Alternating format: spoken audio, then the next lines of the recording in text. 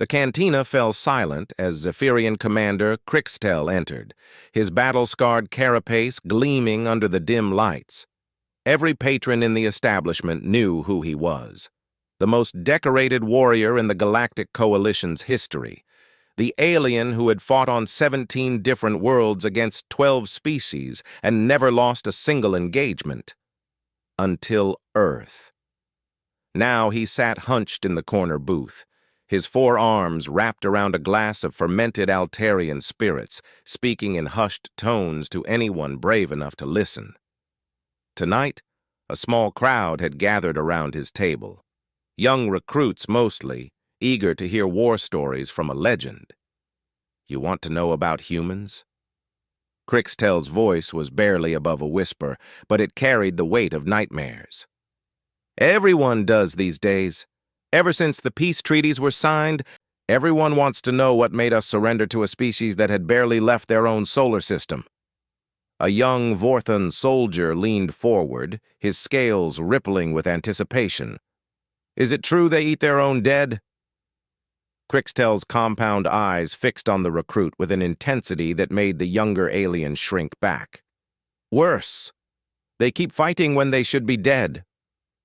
The commander drained his glass and gestured for another.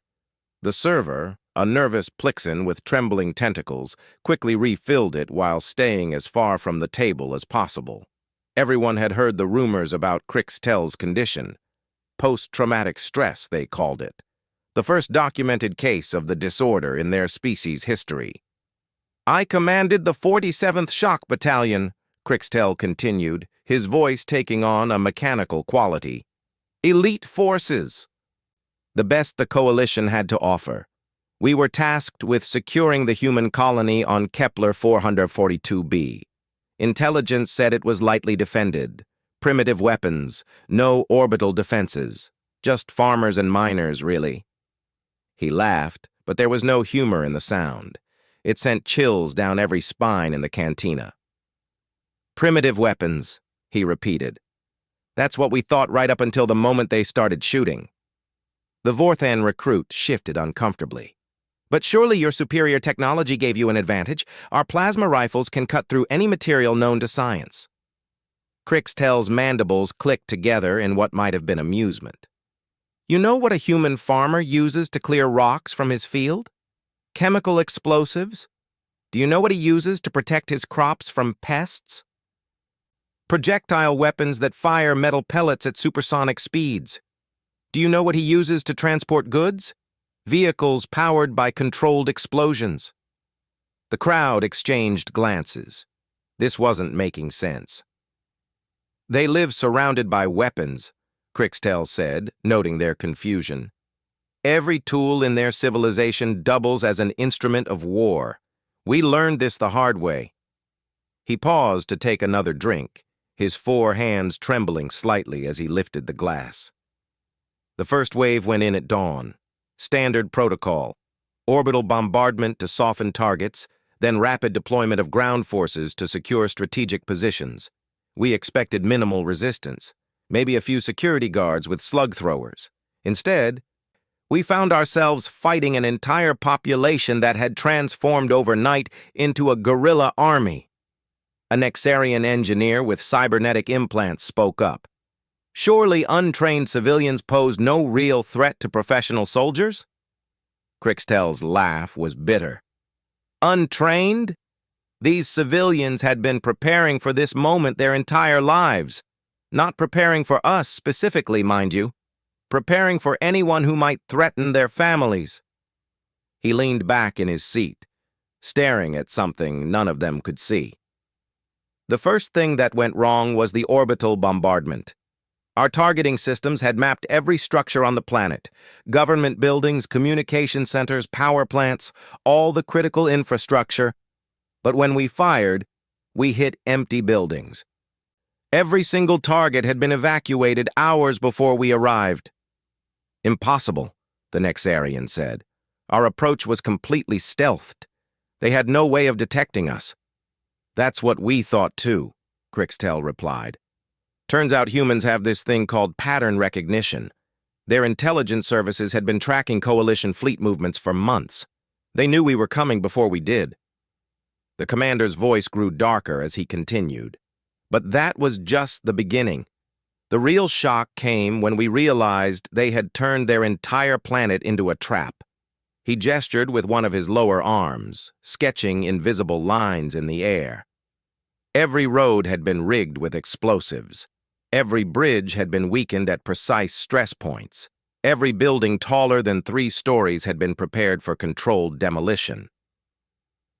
They were willing to destroy their own infrastructure to deny it to us.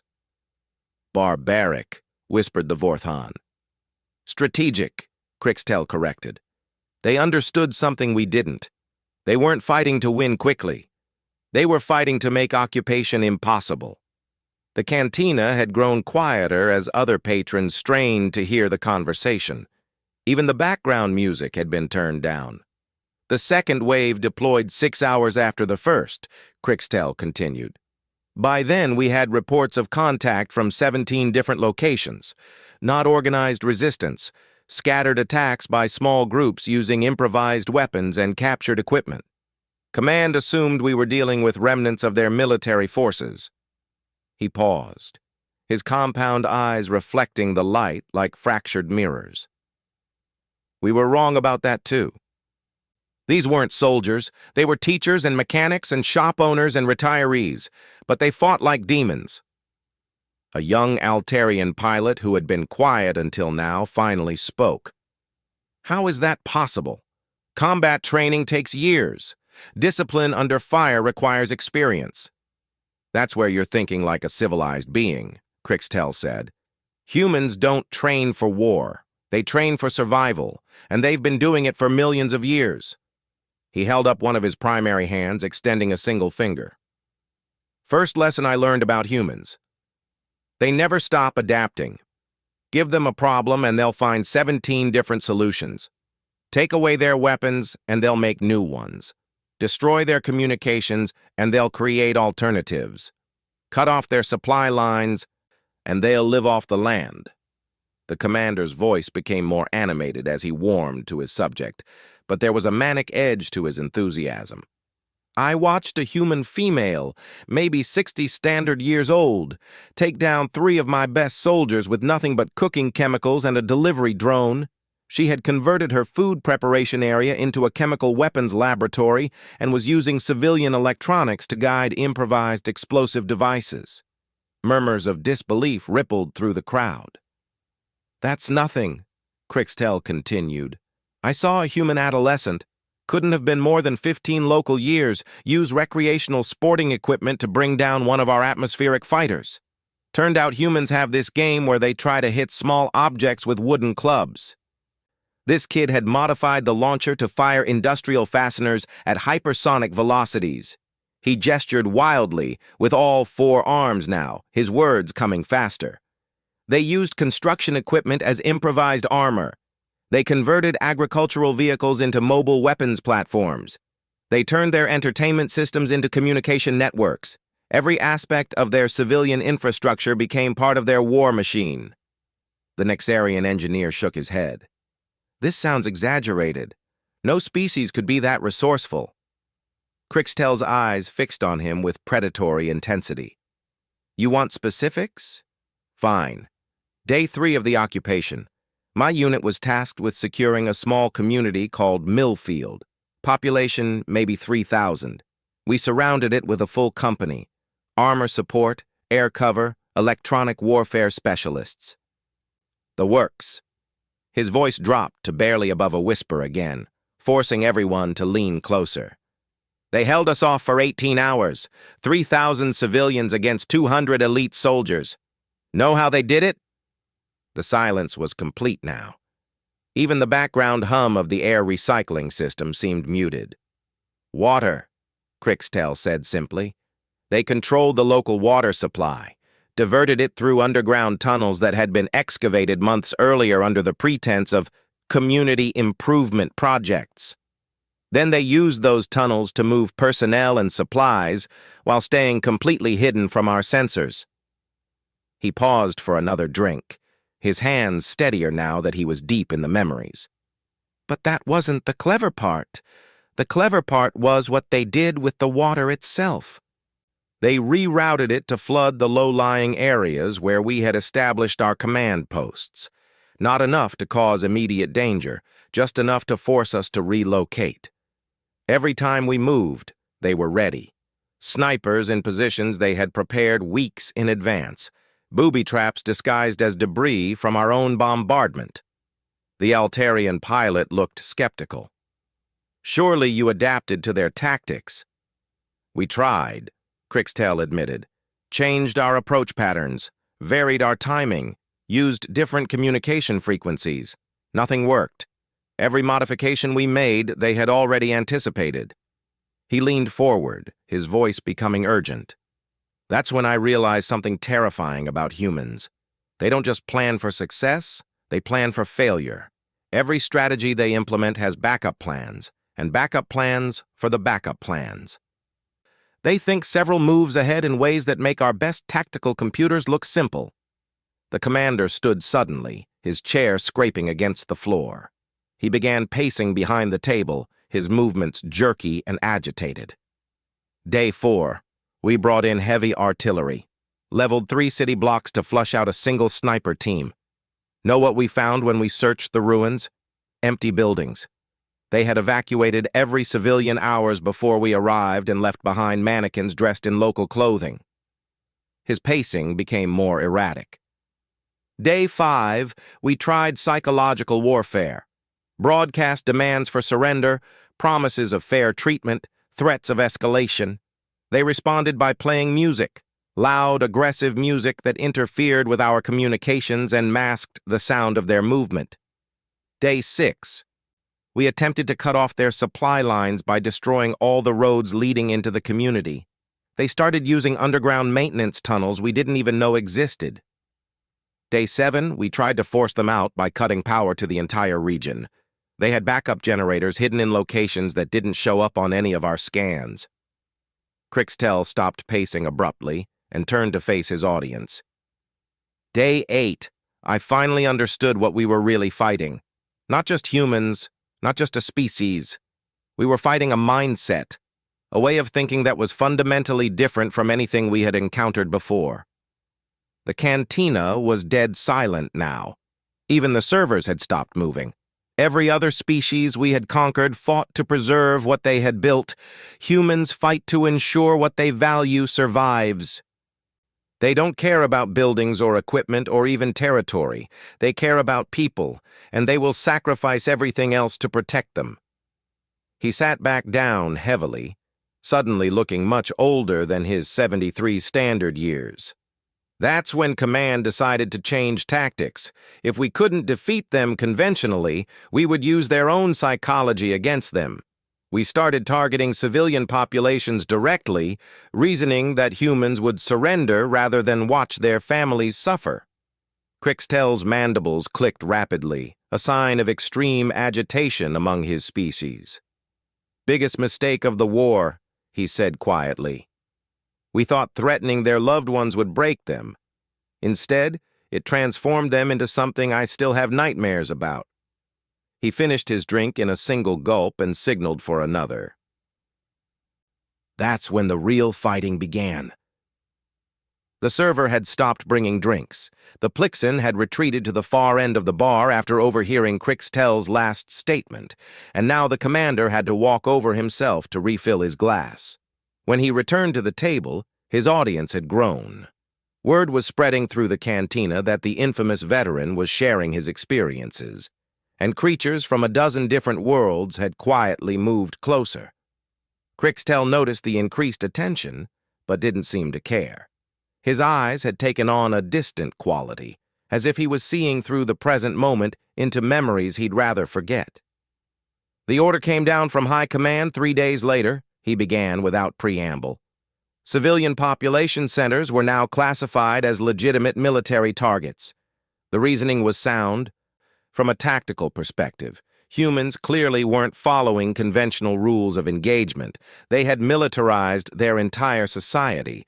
Therefore, there was no meaningful distinction between combatants and non-combatants.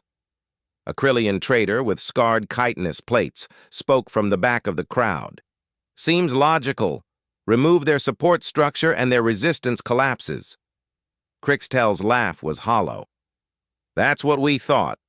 That's what any rational species would do when faced with overwhelming force. Surrender to protect their young and weak. He took a long drink before continuing. We started with precision strikes against what our intelligence identified as family residential areas. Clean, surgical attacks designed to minimize actual casualties while maximizing psychological impact. Warning shots, essentially. His four hands began making small, repetitive gestures in the air, a nervous habit he had developed since returning from Earth. The first target was a cluster of habitation units housing approximately 200 humans in various family groups. We used low-yield plasma charges, just enough to destroy the structures without causing significant environmental damage. We even broadcast warnings 30 minutes before the attack, giving them time to evacuate. Several aliens in the crowd nodded approvingly. This seemed like a reasonable approach. They didn't evacuate, Crixtel said quietly. They didn't run. They didn't hide. Instead, they gathered in the central courtyard of their community and waited for us to arrive. The nodding stopped. 200 humans, men, women, children, elderly, all standing together in the open, completely unarmed, looking up at our atmospheric craft as we approached. We thought they were surrendering. Crixtel paused, his compound eyes reflecting the cantina lights like broken glass. We were wrong again. They weren't surrendering. They were making a statement. A young Nexarian recruit who had joined the crowd late asked, "What kind of statement?" "The kind that changes everything," Crixtel replied. As our first ship moved into attack position, one of the humans stepped forward. An elderly female, maybe 80 standard years. She looked directly at our cameras and spoke. He closed his eyes, and when he spoke again, his voice had changed. It carried the cadence of someone reciting words that had been burned into his memory. She said, "My name is Sarah Chen. I am a retired teacher. Behind me are my students, my children, my grandchildren, my neighbors, my friends. We are not soldiers. We have no weapons. We cannot hurt you. But if you kill us, you will have to explain to your own children why you murdered people who never raised a hand against you." The cantina was completely silent now. Even the environmental system seemed to have stopped humming. Then she sat down in the dirt and closed her eyes, and one by one, every other human did the same. 200 people sitting in the dust, waiting to die, while broadcasting their names and faces to every communication device on the planet. Crixtel opened his eyes and looked around the room. "Command ordered the strike anyway. We had our orders. The psychological warfare had to succeed, or the entire campaign would fail." Several aliens in the crowd shifted uncomfortably. The Krillian trader had stopped making eye contact. "The plasma charges were fired from optimal range. Clean hits on all targets. The structures were completely destroyed. The humans never moved, never cried out, never broke formation. They faced their deaths with a calmness that was—" He struggled for words. "Inhuman." Another pause for a drink. His hands were shaking more noticeably now. Within 6 hours, every human on the planet knew exactly what had happened. Not just the fact that we had killed civilians, but the names and faces of every person who had died, their histories, their families, their dreams, their children. Crixtel stood again and resumed his agitated pacing. That's when we learned what humans call righteous anger. Up until that point, we had been fighting an insurgency, guerrilla tactics, hit-and-run attacks, sabotage, annoying but manageable. After Millfield, we were fighting something else entirely. "What changed?" asked the Altarian pilot. "Everything," Crixtel said simply. "Before, they had been trying to make occupation difficult. after they were trying to make occupation impossible, and they succeeded. He stopped pacing and fixed his gaze on the pilot. You have to understand, humans have this concept called total war. Most species fight to achieve specific objectives, capture territory, secure resources, establish dominance. Humans fight to eliminate threats. Completely. The commander's voice began to rise, taking on a manic edge. Within 24 hours of the Millfield incident, every human settlement on the planet had gone completely dark. No communications, no power signatures, no movement of any kind. We thought we had broken them. Instead, they had simply stopped pretending this was a conventional war.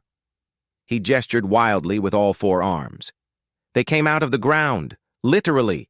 Tunnel networks that must have taken decades to build, connecting every major population center. Supply caches that could support guerrilla operations for years. Weapons manufactories built into the basements of schools and shopping centers. Impossible, breathed the Nexarian recruit. The energy requirements alone would have been detectable. They used geothermal power, Crixtel explained. Natural heat from the planet's core, channeled through systems they had disguised as public works projects. Completely invisible to our scans because it mimicked naturally occurring phenomena. The pacing became more frenetic. But that wasn't the worst part. The worst part was what they did to us. He stopped suddenly and turned to face his audience, his compound eyes wide with remembered terror. They started hunting us. Not our equipment. Not our positions. Us. Individually. A chill ran through the crowd. This was different from anything they had heard before. They learned our names, Crixtel said in a whisper that somehow carried to every corner of the cantina. They learned our ranks, our specialties, our personal histories. They learned where we came from, what we cared about, who we missed. He sat back down heavily. And then they started leaving messages. Messages? The word came from several voices simultaneously. Personal messages. Handwritten notes left in places where only specific individuals would find them. My second-in-command, Lieutenant Vextar, found one in his personal effects that mentioned his mate's name and the date of his offspring's hatching ceremony. Information that should have been classified beyond any security breach. The commander's voice became mechanical again, as if he was reading from a report.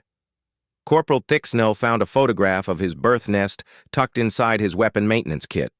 Sergeant Major Cliven discovered a detailed map of his home district placed under his sleeping pad. Each message was accompanied by a simple statement. We know who you are. Several aliens in the crowd began to look around nervously, as if expecting to find humans lurking in the shadows of the cantina. How? Asked the Vorthan recruit in a voice barely above a whisper. Intelligence gathering like nothing we had ever seen, Crixtel replied. They had infiltrated our communication networks from the beginning, not through technological superiority but through social engineering. They understood how we thought, how we communicated, what we valued. He leaned forward, his voice becoming urgent again. That's the thing about humans that makes them so terrifying. They don't just study other species as curiosities. They study them as potential threats. They learn not just what we do, but why we do it. They understand our psychology better than we understand our own. The cantina had grown so quiet that the sound of someone's breathing was audible. The psychological warfare escalated from there, Crixtel continued. They started targeting us in ways that exploited our specific vulnerabilities as individuals. My communications officer was Galaxian, a species that forms permanent emotional bonds with their clutchmates. The humans somehow learned this and started broadcasting recordings of his family calling his name. His four hands began that nervous gesture again. My demolitions expert was Threnody, a species that experiences intense claustrophobia in enclosed spaces. They began leaving him in situations where he would have to choose between completing his mission and triggering his psychological response.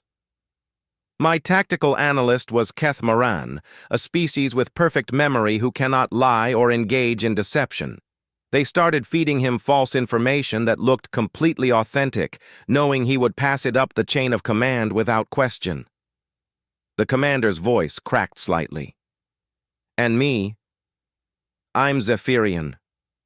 We're a proud warrior species.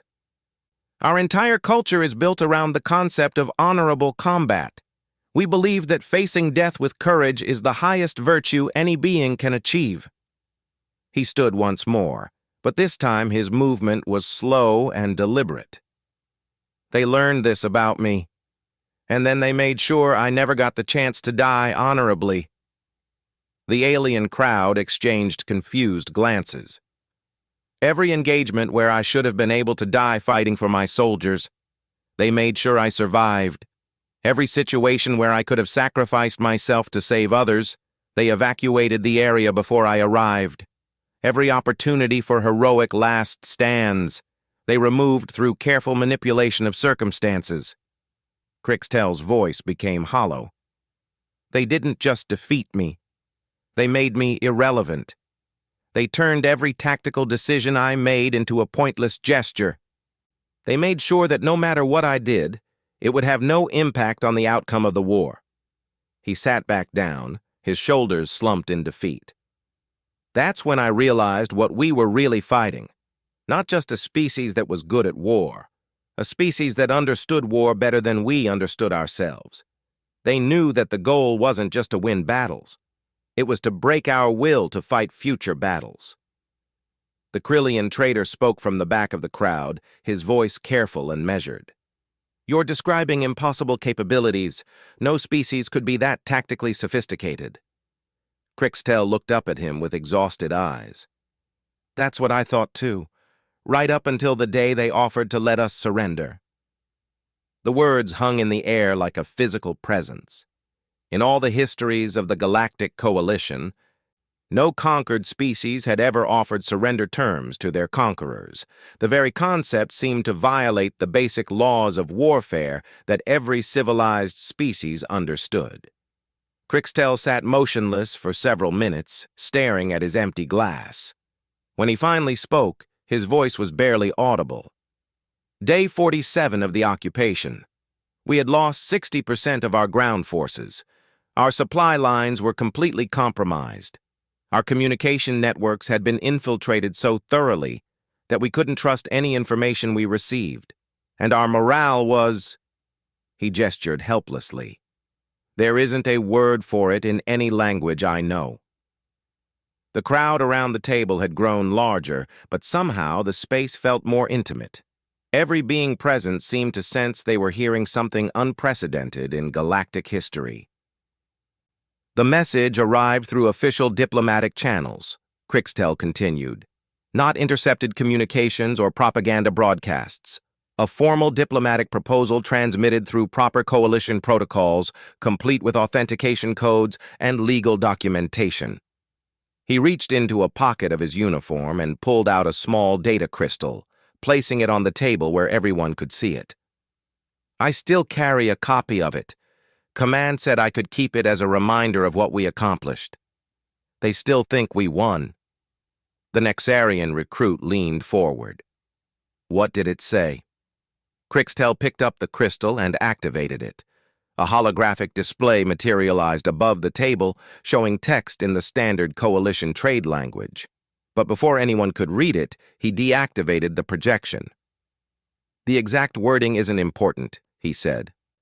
The content is what matters. They offered to surrender unconditionally with one caveat. He paused, looking around at the expectant faces surrounding him. They wanted to negotiate the terms of their own surrender. Confused murmurs rippled through the crowd. The Vorthan soldier spoke up. That makes no sense. Surrender means accepting whatever terms the victor imposes. That's what we thought too, Crixtel replied. But they presented it differently. They said they recognized our superior military capabilities and accepted that continued resistance would only result in unnecessary suffering. They were willing to submit to coalition authority, but they wanted to discuss the implementation details to ensure a smooth transition. The commander's mandibles clicked rapidly, betraying his agitation. Command was ecstatic. Finally, the humans were behaving rationally. We set up a meeting with their negotiating team at a neutral location. 3 of their representatives and 3 of ours, plus support staff. He picked up his glass, realized it was empty, and set it down again without calling for a refill. I should have known something was wrong when I saw who they sent. Not political leaders or military commanders, a farming coordinator, a teacher, and a maintenance engineer. 3 completely ordinary people with no apparent authority to negotiate anything. "What happened?" asked the Altarian pilot. Crixtel's compound eyes focused on something far beyond the cantina walls. "They gave us exactly what we asked for. Complete unconditional surrender. They turned over detailed maps of all their settlements. They provided full rosters of their population, including ages, skills, and medical conditions. They offered to assist with the establishment of coalition administrative centers. They even volunteered to help with resource extraction operations." The silence stretched out as everyone tried to understand why this was significant. "It was perfect," Crixtel said finally. "Too perfect. Every term we proposed, they accepted immediately. Every condition we added, they agreed to without question. Every demand we made, they found ways to exceed our expectations." He stood and began pacing again, but his movements were more controlled now, as if he was working through a complex problem. "The farming coordinator provided us with detailed agricultural data that would allow us to increase food production by 30%. The teacher offered to help establish educational programs that would integrate human children into coalition society.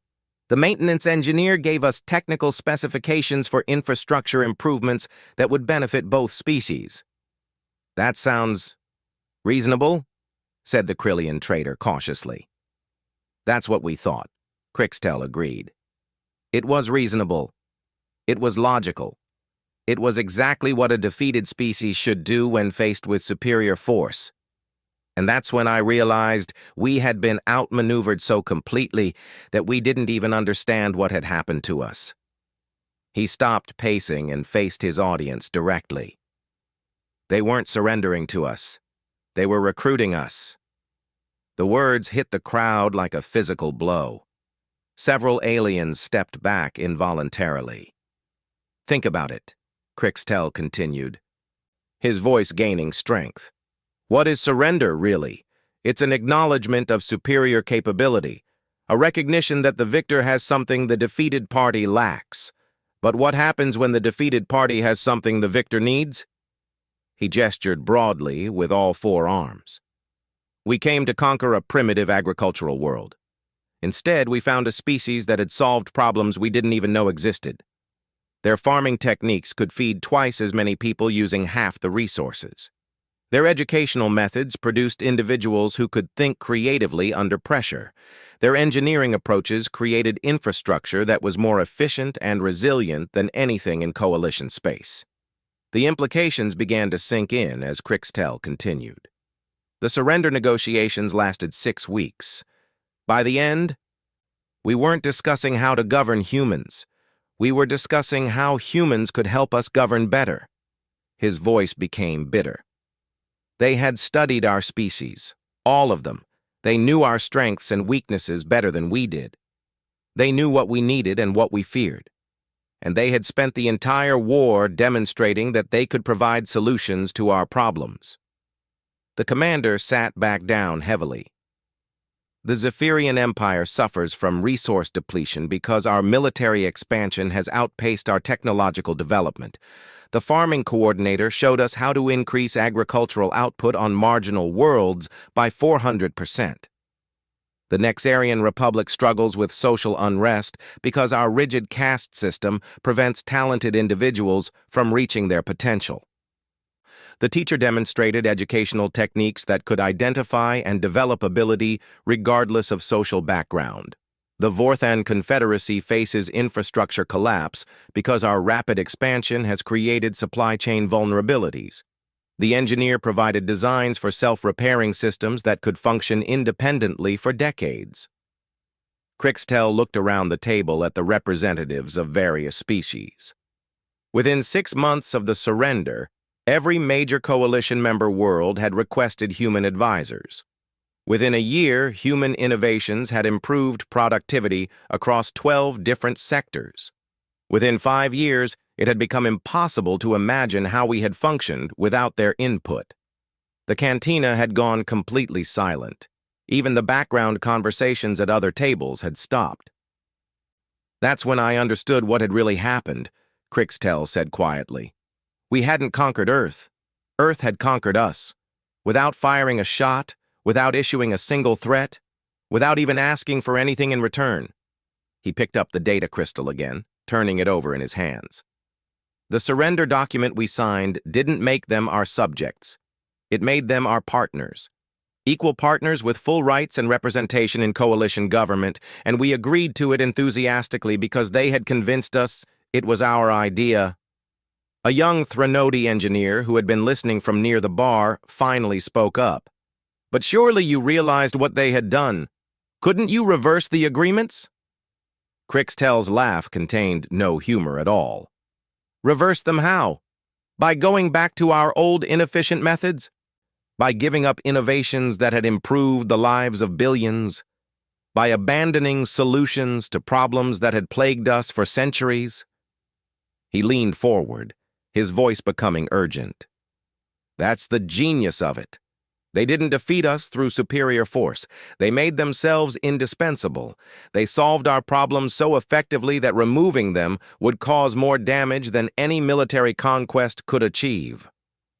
The implications were staggering. The entire crowd stood in stunned silence as they processed what they had heard. "And the most terrifying part," Crixtel continued, "I don't think they planned it. I don't think they sat down and decided to conquer the galaxy through beneficial surrender. I think this is just how they naturally respond to threats. They study the threat, understand its needs and motivations, and then find ways to transform conflict into cooperation." He stood once more, but this time his movement was calm and purposeful. "Since the treaties were signed, coalition space has experienced the longest period of peace in recorded history. Trade has increased by 2,000%. Scientific advancement has accelerated beyond anything we thought possible. Quality of life has improved for every species in the Alliance." "And humans?" asked the Vorthan recruit. "Humans are everywhere now," Crixtel replied. "Not as conquerors or rulers, but as teachers and advisors and problem solvers. They're in our governments, our militaries, our schools, our research facilities. They've become so integrated into coalition society that removing them would be like removing our own limbs." He picked up his glass one final time and drained what little liquid remained. "I came here tonight because people keep asking me the same question. How did humans defeat the most powerful military alliance in galactic history? And I keep giving the same answer." Crixtel looked around the cantina, making eye contact with as many individuals as possible. "They didn't defeat us. They made us stronger. They took our weaknesses and turned them into strengths. They took our fears and transformed them into opportunities. They took our empire and made it into something better than we ever imagined it could be." He set down his glass and prepared to leave. "That's why they're the most terrifying species in the galaxy. Not because they're good at war, but because they're good at peace. Not because they can destroy their enemies, but because they can turn their enemies into friends. Not because they're stronger than us, but because they can make us stronger than we ever thought possible."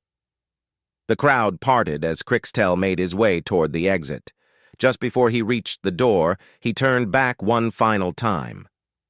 "You want to know the real reason I drink?" he called out across the cantina.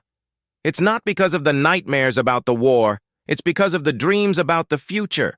Because now I've seen what this galaxy could become if we're wise enough to let them help us build it."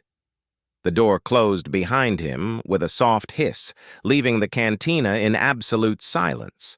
For several minutes, no one moved. Then, gradually, conversations began to resume. But they were different now, quieter, more thoughtful, and in languages from across the galaxy, the same questions were being whispered. Who were these humans, really? And what did it mean that they were now part of Coalition society? Outside, Commander Crixtel walked slowly through the station corridors, his 4 arms hanging loosely at his sides. Tomorrow, he would report to his new assignment as a liaison officer working with human agricultural specialists on improving food security in the Outer Rim territories. And despite everything he had experienced, despite all the nightmares and the fear and the confusion, he found himself looking forward to it. Because that was what humans did. They made you want to be better than you were, even when you were terrified of what that might mean.